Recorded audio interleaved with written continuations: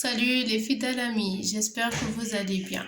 Dans cette nouvelle vidéo, je vais continuer la suite du cours des cellules dendritiques. Je m'intéresse alors à la deuxième sous-population de ces cellules, qui sont les cellules dendritiques folliculaires. Leur origine, la localisation, les marqueurs phénotypiques et les différentes caractéristiques fonctionnelles. Les cellules dendritiques folliculaires sont d'une origine non hématopoïétique, localisées dans les follicules lymphoïdes primaires et les follicules lymphoïdes secondaires des organes lymphoïdes périphériques.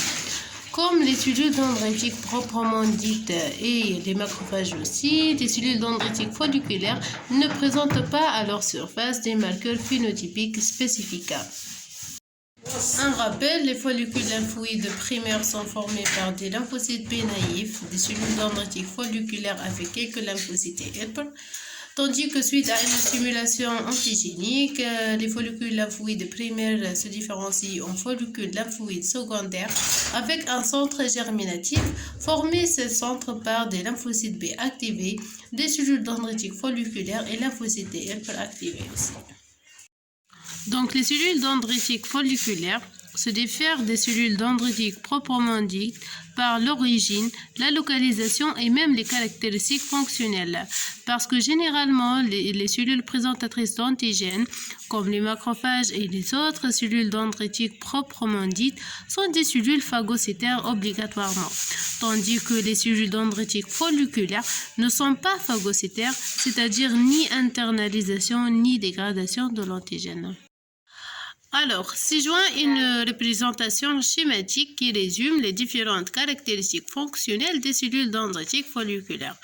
Dans les follicules lymphoïdes secondaires, on trouve notre cellule, le CDF, on trouve des lymphocytes B et des lymphocytes T helper aussi.